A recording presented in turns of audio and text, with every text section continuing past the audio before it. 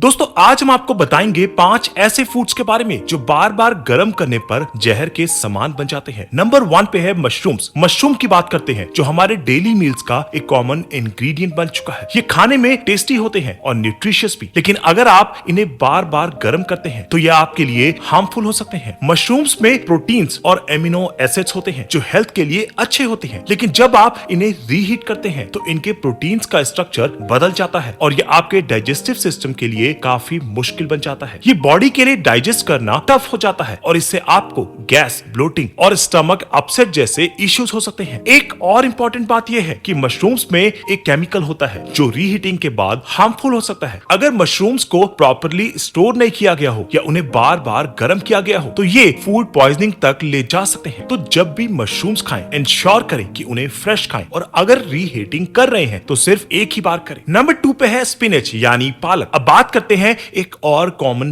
Vegetable की, पालक की। ये लीफी ग्रीन वेजिटेबल बहुत हेल्दी होता है और हमारे इम्यून सिस्टम को बूस्ट करता है, लेकिन ये भी एक ऐसी फूड आइटम है जो गर्म करने पर टॉक्सिक बन सकता है। स्पिनच में एक नेचुरल कंपाउंड होता है जिसे नाइट्रेट कहते हैं। ये नाइट्रेट जब फ्रेश स्पिनच में होता है तो कोई प्रॉब्लम नहीं होता, लेकिन जब आप स्पिनच को रीहीट करते हैं तो ये नाइट्रेट डेंजरस फॉर्म में कन्वर्ट हो सकते हैं और हार्मफुल नाइट्राइट्स बना सकते हैं। नाइट्राइट्स बॉडी में ऑक्सीजन सप्लाई को डिस्टर्ब करते हैं और डाइजेस्टिव सिस्टम को भी इफेक्ट करते हैं। अगर आप स्पिनच को बार बार गर्म करते हैं तो ये नाइट्राइट्स आपकी हेल्थ को सीरियसली इफेक्ट कर सकते हैं। आपको नोजिया, डिजीनेस और स्टमक प्रॉब्लम्स जैसे इश्यूज हो सकते हैं। ये भी इंपॉर्टेंट है कि अगर आप स्पिनच को ज्यादा टाइम तक स्टोर करेंगे या गर्म करेंगे तो ये केमिकल्स और टॉक्सिन्स का रिलीज होना बढ़ सकता है। ये बात हमेशा याद रखें, फ्रेश स्पिनच को खाना बेस्ट होता है और अगर आपको कुक करना हो तो एक ही बार गर्म करें। नंबर 3 पे है राइस यानी चावल। अब बात करते हैं एक और फूड आइटम की जो हम सबके किचन में होता है, राइस यानी कि चावल। राइस हर घर में खाया जाता है, लेकिन जब आप इसे